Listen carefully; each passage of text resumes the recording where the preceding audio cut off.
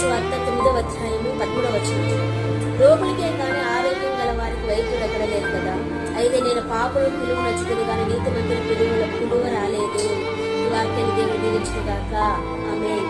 ప్రియమైన సహోదర సహోదరులారా, ప్రభువు యేసయ్య అంటున్నాడు, ఆరోగ్యంగా ఉన్న వాళ్ళకి డాక్టర్ అవసరం లేదు. ఎవరైతే అనారోగ్య సమస్యలతో ఉంటున్నా వారే డాక్టర్ అవసరం.